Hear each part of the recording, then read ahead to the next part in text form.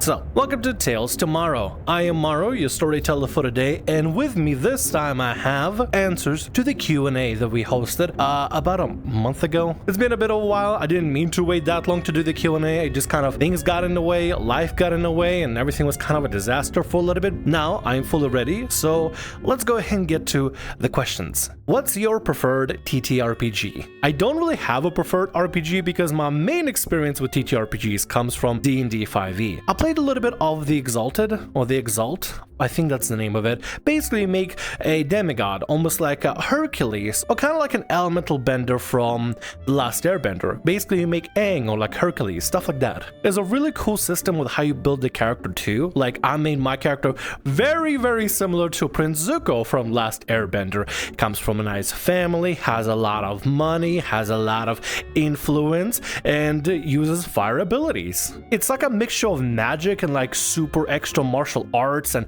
elemental affinities and stuff like that. It's really cool. I honestly am surprised not more people play that. But yeah, I can't exactly say what's my favorite. I gotta go play some, man. I gotta go play some. What was your first D&D character? Or have you always been Morrow? Morrow is almost like my first step forward into the waters of TTRPGs and D&D and stuff. And it just like, I don't know, it's kind of cool. I kind of enjoy what I got going on with Morrow. As a fellow horn critter, I have to ask, how do you keep yours so shiny and neat? I just shower. I don't take care of my horns, they take care of me. Hey Morrow, I wanted to ask what book to read for novice DM to design my own campaign. Contrary to the book that's permanently attached to my hand, I'm not much of a reader, but I'd say just to read whatever you're interested. If you're interested in like medieval fantasy, you can read that. If you're interested in, I don't know, the Witcher series, there's a lot of books for the Witcher series to kind of get inspired from. Whatever is your calling, start reading. I don't have much recommendation. I guess it all depends on what you're into. Start looking for that media and get inspired from it. I have a crippling addiction to Final Fantasy XIV, which is why I had a blast making my Final Fantasy D&D campaign. Bit of a two-parter, but what's your favorite module? And what about it made it your favorite? I've never experienced a module before for D&D. Is that bad? I might be missing out because I mean, I hear some of the modules out there are really good, like Curse of Strahd. I hear that come up a lot of the times in RPGHorrorStories, and maybe it's popular, maybe I should try it? Hey Morrow, I was curious what kind of video games you prefer to play, and whenever you prefer single player games or playing with friends. I have a crippling MMO addiction, so anytime I get to play an RPG or specifically an MMORPG, I am fully down for it. Throughout growing up and stuff, I've gotten really good at being alone, and I know it's gonna sound kind of sad, but I've gotten really good at just keeping myself busy and stuff. So I've gotten to solo a lot of MMOs out there, not completely, but you know, that's basically what kind of things I like to do. But I've been trying to get myself to be more involved in cooperative play and like playing with friends and stuff, and getting more involved with people and playing multiplayer games overall. But if I had to choose one genre that I like the most, MMORPGs, love them. Also, if you have already answered the first one, if you had to play a character beside Morrow, what would you play, race and class? I made an Aarakocra Ranger that I've been holding on from the side and I haven't really touched so much, but honestly, I'd love to play like a beast race, maybe like a Loxodon Cleric or something. Actually, I made a short about it, about a Loxodon Rogue. That's what I want to play. Not because it's just stupidly hilarious, but I think it'd be just a fascinating thing to do. Man, they got trunks and stuff. That's cool as hell. Or if not Loxodon, play like a Leonin or something kind of beastly, wild, you know, rawr. Question I ask everyone. When you pee in the morning, do you ever feel like you're going to turn into a mummy from the sheer amount of liquids leaving your body? No? What? This may be cheating because I have two questions. One D&D related, another IRL question. Do you prefer bards or rogues, sorcerers or warlocks? It doesn't matter the domain, just wanting your preference. My IRL question, what sort of adult cartoons do you like? I'm looking for recommendations and wonder if you have any preferences. Appreciate it and take care. I'd say rogues and warlocks, and by adult cartoons do you mean like hentai? I don't have like a hentai recommendation, I mean... I don't know. I don't know how to answer this question except sounding anything but sus, so I'm gonna skip on that question if you don't mind. If you talk about like actual animation that has a bit more of a mature reading, Vox Machina is pretty damn good. Favorite dragon type? Bad dragon. Kidding. Purple dragon. I think purple dragons look really cool. What would you tell someone who realizes they were an awful DM before but want to try again? First step of knowing that you kind of messed up as a DM is being self-aware where you messed up, where you screwed up, taking personal criticism and learning from it and going from there. So if you do want to try again, if you maybe had like a bad session or maybe a bit of a flub, do it again, go for it. Now that you know what's going on, now that you know how to make it better, nobody just starts DMing being perfect. I mean, you kidding me? My first session was a nightmare because I was like, oh, I'm just gonna just literally like 20 something goblins on a battlefield, and then I made initiative for each and every single one instead of just rolling them as a group. Good job, Morrow, spending like 7 minutes rolling for every single goblin's attacks that clearly miss anyway. It was a nightmare and I screwed up and I didn't do great, but you know what, I just did the next session and I improved. And every single new session, I get better and better and better. Is the book in your hand stuck or can you drop it? Not on this avatar. I have a version of the avatar that doesn't have the book, but here it's stuck. Cats or jellyfish? Cats. As jellyfish. Have you ever played a Mind Flayer PC? I haven't, but with Baldur's Gate 3 already out and Mind Flayer's looking kinda cool, I just might have to. What would make someone an ideal DM for you? Not only about them as a person, but as a storyteller or story sharer. How would they ideally balance the players and characters out to fit the story setting without restricting the player too much? What about managing inter-party conflict? We heard a lot of stories about narcissistic and psychopathic DMs, so hearing what an ideal DM is like would be a nice change of pace. Ideal DM is somebody that knows how to set a nice setting while also establishing boundaries of play. By boundaries of play means basically telling us what we can and cannot physically do through in-game narrative reasons. Can't go to this place? Oh yeah, guards locked it because there's some sort of issue, so we can't enter this place right now. But what we can do is go to these other places there. NPCs and DMPCs that don't overtake the story but guide the players in a specific direction or help us make a choice or get the gears rolling and get us doing something at least. Also somebody that's not gonna take things too seriously. I like my worlds to be full of lore and full of like epic adventure, but Morrow is also kind of an idiot, and sometimes Morrow likes to do some dumb things regarding gambling or other stuff. A DM that can work with that would be great. Also kind of DM that says no when necessary. That's also important. There's no ideal DM out there. There's no perfect DM. I just want to have somebody I can just chill with and just make cool stories with. That's really all I ask for.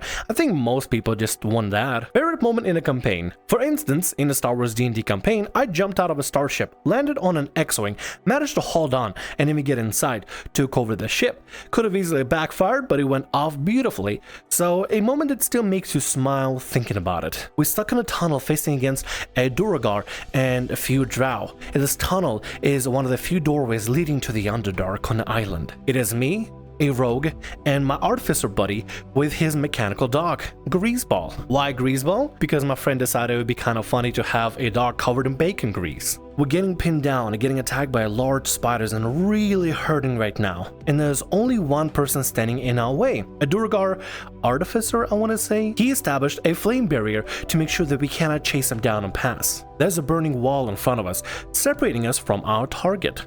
And none of us are brave enough to want to go through the wall because we're very low on health. Suddenly, my artificer buddy speaks up and commands the dog to run through, as according to the DM, bacon grease was indeed flammable. And now this mechanical dog, more wolf really, is now sprinting into the dead set of the flame wall. As it runs in, ignites, and its internals explode in a beautiful crescendo. Enough damage is caused and the enemies start to panic and they flee, giving us enough time to get out of the cave and mend our wounds and come back home. Also, the dog had a very cool mechanical voice and it talked. It was very sad and tragic, and it was a really cool moment. Obviously things are a little bit, different because grease in D&D is not flammable and Artificer's mechanical dog typically doesn't talk. But the DM knew that my buddy and I were pretty new to D&D and wanted to make it memorable, and I appreciate that. Because honestly, that's probably my favorite part of the session. From then on, Greaseball is forever my favorite companion in our party, and I will do anything for that mechanical dog. Anything. Greaseball walked into a flaming wall of fire and exploded, so we could run. Tiefling Morrow, how do you meet your patron? Creator Morrow, what type of program software do you use to make your VTuber fellow?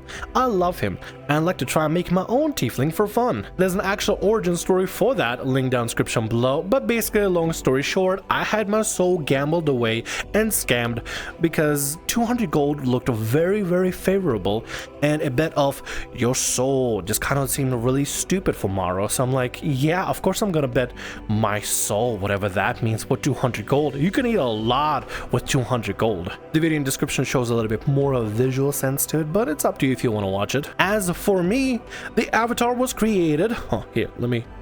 There we go.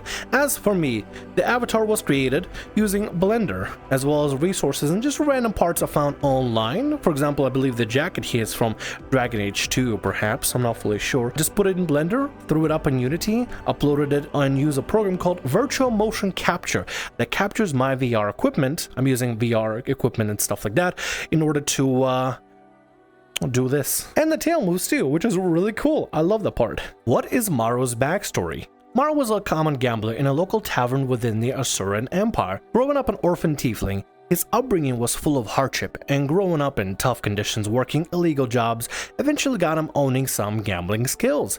One card game went awry. Morrow was inadvertently given a chance to bet his soul between a mysterious woman and an Aasimar fellow, Micah. While usually very lucky, this game didn't go as favorably, and Morrow lost something even more valuable than coin. The mystery woman turned out to be a fiend, a succubus to be specific, and has forced Morrow into a pact. The reason the game went bad was because the Aasimar friend tampered with the game and forced Morrow into the unfortunate circumstance. Determined to get his soul back, Morrow now snuck in with Micah until the bitter end, determined to force his new companion to get a return on the bet. The gambling syndicate in the part of a certain empire, ran by a man named Largo, caught wind of Morrow, associating himself with a local swindler, and both are now being pursued by his enforcers.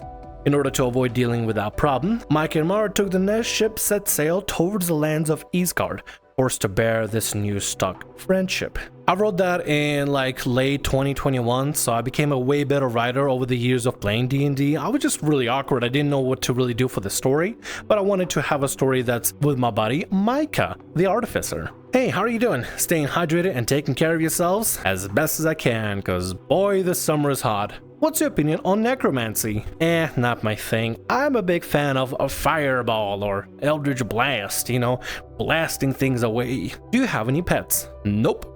Favorite type of pastry? I think traditional Russian pierogi. Piroshki, that's what we call them. That's a cute name for him. Piroshki. What's your favorite animalistic monstrous race? For instance, mine are kobold. Tieflings and Aasimar don't count as they're humans with extra parts, so no dwarves, halflings, elves, orcs, and the various hybrids, tabaxi, lizardfolk, etc. only. Basically, what would you be as a furry? If I could, either lizardfolk, leonin, or Loxodon. How is your relationship with your patron? I'm kind of her plaything at this point, and there's a bit of mystery going on around the island, and I'm kind of curious about the whole thing, but yeah, no, she totally has me by the nuts. Who's the artist for your thumbnail? I really like the art and wanted to look them up. I might get heat for this, but tieflings are resistant to fire, so what the hell. I like to use AI. And not in a scummy way where like scammers use AI to like make fake artwork for commissions and stuff. No, I just find like a low resolution picture, take it over to novel AI or other AI models and just like generate it out with certain keywords to try to get it to match the feel and the vibe that I'm getting from the story. When I try to Google images for like inspiration for like thumbnails and stuff, I usually find a lot of like AI art on ArtStation and stuff like that. So I kind of start using those as a reference to kind of get the pose correctly, and then use different parameters to try to get it to look specific way. Certain hair color, expression, eyes, stuff like that. What the hands are doing, how they're moving, you know, where the character is looking and stuff. I tried going on Twitter to find like different artists, but there's a lot of different art scams going on all over the place, and like different discords too.